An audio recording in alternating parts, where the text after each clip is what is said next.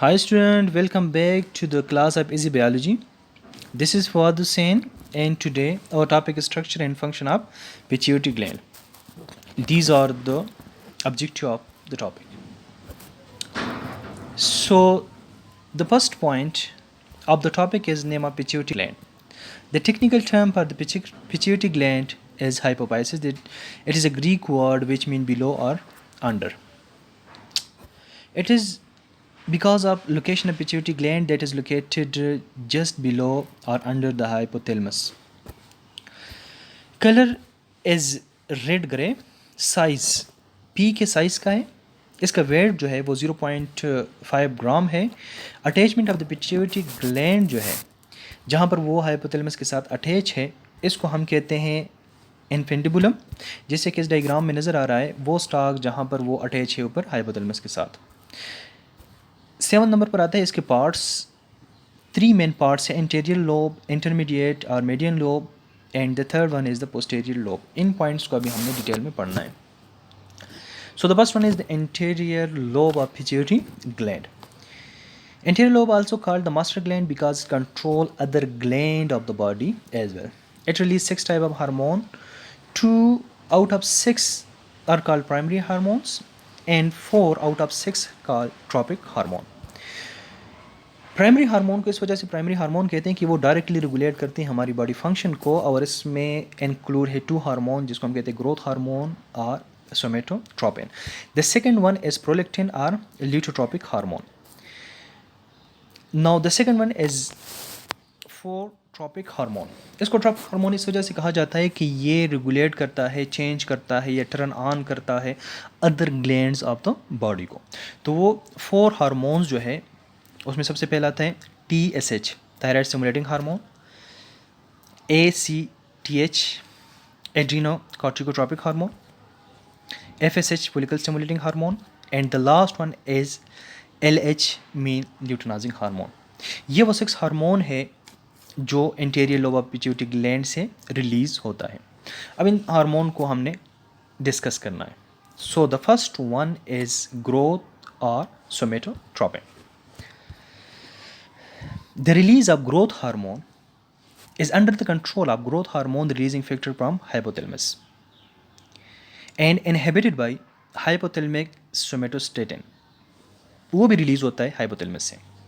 Mean ये वो growth factor है जो ग्रोथ हार्मोन को रेगुलेट करता है कि ग्रोथ हार्मोन ने रिलीज होना है या रिलीज नहीं होना. तो मीन दैट कि ग्रोथ हार्मोन जो है वो under the control of hypothalamus है. इसका फंक्शन क्या है? हेल्प करता है ग्रोथ में, सेल डिवीजन को प्रमोट करता है और प्रोटीन सिंथेसिस में भी हेल्प करता है. Now the problems related to growth hormone, there are 2 main problems. One is over secretion and the other is under secretion. Over secretion से 2 केसेस रिलेटेड. ओवर सिक्रीशन अगर childhood में होता है तो क्या होता है, अगर ओवर सिक्रीशन एडल्टहुड में होता है तो फिर क्या होता है. So, over secretion in childhood cause gigantism. Gigantism mean large in size, जिसको हम कहता है giants कहते हैं, जैसे कि इस डायग्राम में शो हुआ है. ये एक्चुअल होता है कि एक्सेसिव रिलीज कह सकते हैं या over secretion of the growth hormone, या हम कहते हैं एक फैक्टर इसके लिए इन्वॉल्व है जिसको हम कहते हैं इंसुलिन लाइक ग्रोथ फैक्टर 1, या इसको हम सिंपली कहते हैं IGF-1.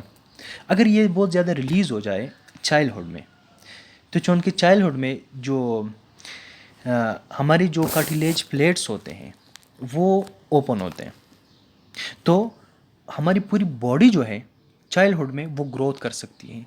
तो अगर ये IGF ज़्यादा रिलीज़ हो जाए तो पूरी बॉडी नॉर्मली ग्रोथ करता है, तो पूरी बॉडी का साइज़ इंक्रीज़ हो जाता है. जबकि एडल्टहुड में जो प्लेट या कार्टिलेज प्लेट्स है वो फ्यूज़ हो जाते हैं. तो फ्यूज़ होने के बाद जब ओवर सिक्रीशन स्टार्ट हो जाता है ग्रोथ हार्मोन का, या हम कहते हैं कि IGF-1 का, तो वो काज करता है एक कंडीशन जिसको हम कहते हैं एक्रोमेगेली कहते हैं. एक्रोमेगेली में सिलेक्टिव एनलार्जमेंट होता है बॉडी के किसी भी पार्ट का, जिस तरह हैंड है, लेग्स है, स्कल है, नोज़ है, एट्सेट्रा, जैसे केस डायग्राम में नज़र आता है। अब जो मेन प्रॉब्लम है वो है अंडर सिक्रीशन है। अगर ग्रोथ हार्मोन कम सिक्रीट हो जाए तो फिर क्या प्रॉब्लम है? उस कंडीशन को हम कहते हैं ड्वार्फिज्म। ड्वार्फिज्म मीन सिंपल हम कहते हैं कि स्मॉल इन साइज होता है, जैसे केस डायग्राम में नज़र आ रहा है। सो ये था ग्रोथ हार्मोन, इसका फंक्शन और इसके problems. And the second one is the prolactin और luteotropic hormone that is release from the pituitary gland. इसका फंक्शन क्या है?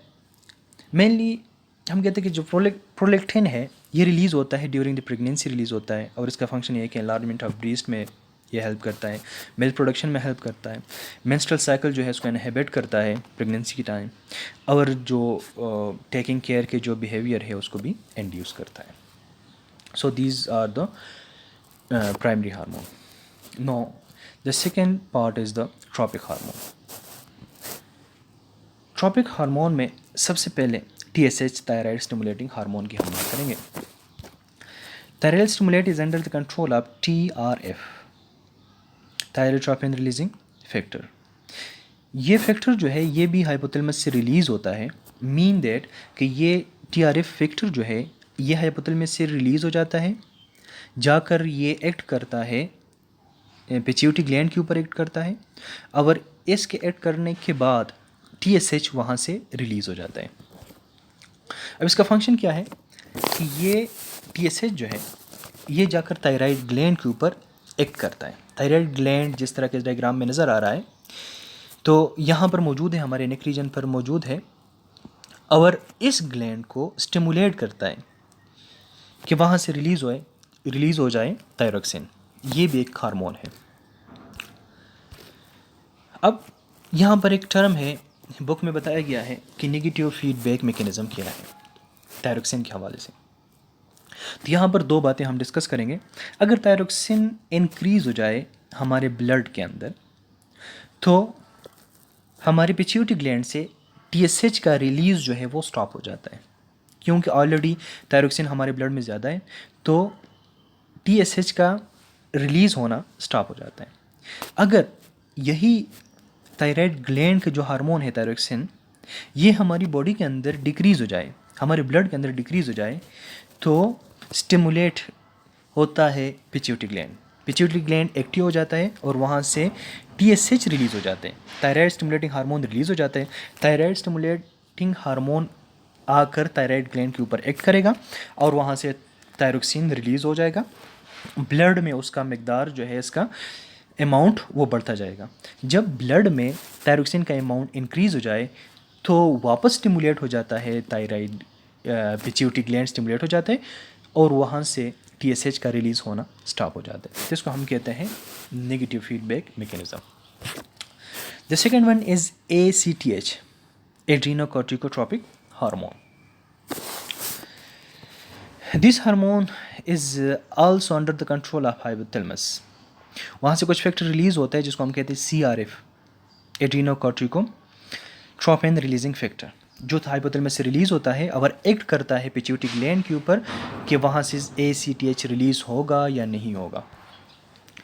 ACTH का फंक्शन क्या है कि ये पिट्यूटरी ग्लैंड से रिलीज़ होकर जाता है और एड्रीनल कॉर्टेक्स ग्लैंड जो है हमारी किडनी के ऊपर उसको स्टिमुलेट करता है कि वहाँ से रिलीज़ हो जाए two type of hormones, glucocorticoid hormone and androgen hormone. Glucocorticoid hormone जो है वो हमारे गोनेट्स के ऊपर एक्ट करता है, और जो एंड्रोजन है तो एंड्रोजन को हम कहते हैं कि ये मेल सेक्स हार्मोन है जो मेल को वो कैरेक्टर दे देता है, और इसका जो फीमेल के अंदर है तो उस फीमेल के अंदर भी इसका फंक्शन है कि जो हेयर है उसकी ग्रोथ में जो प्यूबिक एरिया है या अंडर आर्म एरिया है वहाँ पर भी स्टिमुलेट करता है हेयर ग्रोथ को। The third one is the FSH, follicle stimulating hormone. This hormone is also under control of hypothalamus, और उस रिलीजिंग फैक्टर को हम कहते हैं GnRH कहते हैं, गोनेडोट्रोपिन रिलीजिंग हार्मोन कहते हैं। ये हाइपोथैलेमस से रिलीज़ होगा, एक्ट करेगा पिट्यूटरी ग्लैंड के ऊपर एक्ट करेगा और पिट्यूटरी ग्लैंड से फिर रिलीज़ हो जाएगा FSH। FSH का फंक्शन क्या है? मेल और फीमेल में इसका अलग अलग फंक्शन है। सबसे पहले डिस्कस करते हैं मेल के अंदर। तो मेल के अंदर हम कहते हैं कि ये act on Sertoli cells. Sertoli cell testis के सेल्स के अंदर एक सेल्स है, स्पेशल टाइप ऑफ सेल है, इसके ऊपर एक्ट करता है, इसको स्टिमुलेट करता है कि स्पर्मेटोजेनेसिस का प्रोसेस हो, मीन दैट हेल्प करता है इन स्पर्म प्रोडक्शन। जबकि फीमेल में इसका फंक्शन है कि एस्ट्रोजन का प्रोडक्शन है फ्रॉम द ओवरी। एस्ट्रोजन जो है वो सेकेंडरी कैरेक्टर जो है वो रिप्रेजेंट करता है फीमेल के अंदर, जिस तरह का ब्रेस्ट है, वाइड हेप्स है, प्यूबिक हेयर है, और रेगुलेट करता है menstrual cycle of the female को भी। Maturation of the ovarian follicle भी करता है। ओवरीन फॉलिकल मतलब कि वहाँ वो जगह ओवरी के अंदर जहाँ पर एग का प्रोडक्शन होता है। तो ये है FSH का फंक्शन। इसके बाद आता है LH, luteinizing hormone. Luteinizing hormone is under control of GnRH। ये भी GnRH के अंडर कंट्रोल है, जो हाइपोथैलेमस से रिलीज़ होता है। अब इसका फंक्शन जो है वो भी सेम उसी तरीके से मेल और फीमेल के अंदर है। तो मेल के अंदर हम कहते हैं इसी हार्मोन को एक नाम दिया गया है कि ICSH कहते हैं। ल्यूटिनाइजिंग हार्मोन को मेल के अंदर एक नाम दिया गया है ICSH, interstitial cell stimulating hormones. ये स्टिमुलेट करता है interstitial cells of the testes को कि वहाँ से प्रोड्यूस हो जाए टेस्टोस्टेरोन। जब वहाँ से टेस्टोस्टेरोन प्रोड्यूस होगा तो लाजिमी बात है वो स्टिमुलेट करेगा स्टर्नम प्रोडक्शन को, और हेल्प करता है कि बिल्ड करता है मसल और बोन मास को भी। जबकि फीमेल में इसका फंक्शन जो है वो एक डेवलपमेंट है, ओव्यूलेशन है, production of oestrogen and progesterone है। एस्ट्रोजन का फंक्शन जो मैंने आपको बताया वही कि सेकेंडरी कैरेक्टर्स जो है वो रिप्रेजेंट करता है फीमेल के अंदर, और प्रोजेस्टेरोन का भी वही फंक्शन है कि प्रेगनेंसी को मेंटेन करना, मतलब कि फ़ीमेल के हार्मोन है। और ल्यूटिनाइजेशन करता है, जो इम्पोर्टेंट फंक्शन है ल्यूटिनाइजिंग हार्मोन का। इसका मतलब है कि ये फॉर्मेशन करता है, कार्पस लूटियम को बनाता है फ्रॉम द रप्चर फॉलिकल। इस डायग्राम में जहाँ पर ग्रेफेन फॉलिकल लिखा हुआ है तो वहाँ से एक एग रिलीज़ हो रहा है। जब एग रिलीज़ हो जाता है तो मतलब कि वो फॉलिकल जो है वो रप्चर हो जाता है। यहाँ से सेकंड नंबर पर ओव्यूलेशन हुआ है, एग रिलीज़ हुआ है। जहाँ से एग रिलीज़ हो जाए तो वो जो रप्चर फॉलिकल है वो कन्वर्ट हो जाते हैं कार्पस लूटियम में कन्वर्ट हो जाते हैं। और ये कार्पस लूटियम वो जगह है कि जहाँ से सिक्रीशन होता है प्रोजेस्टेरोन का। ओके, ये 7 पार्ट हम स्टडी कर रहे थे कि एंटीरियर लोब अभी हमने डिस्कस किया पूरा कि कौन से हार्मोन रिलीज़ करते हैं और उसके फंक्शंस को। अब हम डिस्कस करेंगे इंटरमीडिएट लोब को, और उसके बाद डिस्कस करेंगे पोस्टीरियर लोब को। सो इंटरमीडिएट लोब जो है इसको हम कहते हैं कि अ थिन लेयर है between the interior and posterior lobe of the pituitary gland को। अब ये जो हार्मोन रिलीज़ करता है इसको हम कहते हैं MSH कहते हैं, मेलिनोसाइड स्टिमुलेटिंग हार्मोन कहते हैं, और ये under the control of hypothalamus है। जिस तरह पिछले हार्मोन्स का आपको मैंने बताया, तो ये भी सेम हाइपोथैलेमस के अंडर कंट्रोल है। हाइपोथैलेमिक MSH इनहिबिटरी हार्मोन्स वहाँ से रिलीज़ होता है, जिसके अंडर कंट्रोल में है ये MSH के। MSH वहाँ से रिलीज़ होगा या नहीं होगा। अब इस MSH का फंक्शन क्या है? ये स्टिमुलेट करता है मेलेनिन को, जो मेलिनोसाइट सेल्स है हमारे स्किन में, उसको स्टिमुलेट करता है और प्रोडक्शन ऑफ मेलेनिन करता है, जिसकी वजह से हमारा स्किन कलर जो है वो डार्क बन जाता है। इसमें से जो इम्पोर्टेंट बात है कि जो MSH है ये रिलीज़ होता है यूजुअली ड्यूरिंग प्रेगनेंसी। तो प्रेगनेंसी के टाइम ज़्यादा मेलेनिन रिलीज़ हो जाता है, और जिसकी वजह से स्किन का जो पिगमेंट्स है, स्किन कलर जो है वो डार्क हो जाता है। और इसको हम टेक्निकली कहते हैं क्लाज्मा भी कहते हैं, मिलाज्मा भी कहते हैं, या सिंपली हम कहते हैं कि मास्क ऑफ प्रेगनेंसी कहते हैं।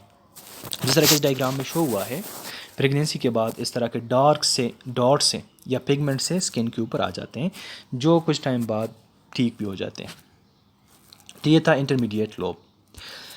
अब the last one is the posterior lobe of the pituitary gland. तो इस ग्लैंड को हम कहते हैं कि नॉट ग्लैंडुलर है, मीन दैट कि ये बजाते हो हार्मोन सिक्रीशन नहीं करता, लेकिन ये क्या करता है, ये स्टोर करता है हार्मोन को। वो हार्मोन स्टोर करता है जो हाइपोथैलेमस से रिलीज़ होता है और आकर इस पोस्टेरियर लोब के अंदर स्टोर होता है। वो कौन से हार्मोन्स है? उसमें सबसे पहले आता है ADH, एंटी ड्यूरेटिक हार्मोन और वेसोप्रेसिन, और दूसरा है ऑक्सीटोसिन। ADH जो है इसका क्या फंक्शन है, ये रिलीज़ होता है, कब रिलीज़ होगा, डिहाइड्रेशन में रिलीज़ होता है, और ये एक्ट करता है हमारी किडनी के ऊपर एक्ट करेगा। जब डिहाइड्रेशन हो जाता है बॉडी के अंदर, वाटर की मकदार कम हो जाता है, वाटर का मकदार कम है, ADH रिलीज़ होगा। ADH रिलीज़ होगा, ये एक्ट करेगा किडनी के ऊपर और किडनी को स्टिमुलेट करेगा कि वाटर को रीअब्जॉर्ब करो ब्लड के अंदर, और यूरिन जो है वो कंसनट्रेटेड यूरिन प्रोड्यूस करो। तो ADH के रिलीज से हमारा यूरिन होगा वो कंसनट्रेटेड यूरिन होता है और बॉडी के अंदर वाटर लेवल इंक्रीज हो जाता है। अब इसका एक प्रॉब्लम, अगर ये अंडर सिक्रीशन होता है ADH का, तो ये खास करता है एक कंडीशन को, मेडिकल टर्म को, जिसको हम कहते हैं डायबिटीज़ इंसिपिडिस कहते हैं। इस डायबिटीज़ इंसिपिडिस में क्या होता है कि एक्सेसिव डाइल्यूट यूरिन रिलीज़ होते हैं हमारी बॉडी से और फ्रीक्वेंट थ्रस्ट लगता है ज़्यादा प्यास, और यूरिन जो है वो भी डाइल्यूट, क्योंकि इस हार्मोन का फंक्शन यही है कि ये हमारे बॉडी के अंदर, ब्लड के अंदर वाटर को रीएब्जॉर्ब करे और as a result concentrated urine produce करे। तो अगर ADH का सिक्रीशन कम हो गया तो हमारा यूरिन डाइल्यूट रिलीज़ होगा, और जब यूरिन ज़्यादा अमाउंट में रिलीज़ होते हैं बॉडी से तो फिर लाजिम बात है थर्स्ट लगता है। The second one is oxytocin. Oxytocin hormone जो है ये रिलीज़ होता है ड्यूरिंग द चाइल्ड बर्थ, और ये काज करता है लेबर कंट्रैक्शंस को, और ये इन्वॉल्व है लैक्टेशन में भी इन्वॉल्व है, प्रोमोट मिल्क एजेक्शन में भी इन्वॉल्व है। और इसका अगर ये तो फीमेल की हम बात कर रहे हैं ऑक्सीटोसिन का, तो मेल में इसका क्या फ़ंक्शन है? तो हाँ, मेल में भी इसका कुछ फंक्शन है। हम कहते हैं कि ये जो स्पर्म का मोमेंट है उसमें भी इसका रोल है, और production of testosterone and testis में भी। और जो इम्पोर्टेंट बात हम कहते हैं कि it is a chemical messenger that control human behaviour and social interaction. इस वजह से इसको एक नाम भी दिया गया है जिसको हम कहते हैं कडल हार्मोन और लव हार्मोन।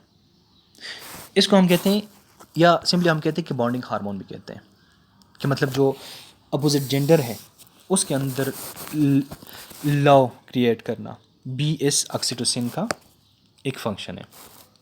मीन दैट कि आफ्टर मैरिज ऑक्सीटोसिन का लेवल बहुत हाई होता है, जिसकी वजह से इमोशनल बॉन्डिंग होता है बिटवीन द कपल्स, जो करते करते फिर टाइम के साथ साथ वो रिलीज़ हो जाते हैं, रिड्यूस होते हैं, सॉरी। तो यही वजह है love hormone. Thank you for watching my video. अगर कोई भी क्वेश्चन हो तो आप कमेंट्स में शेयर कर सकते हैं।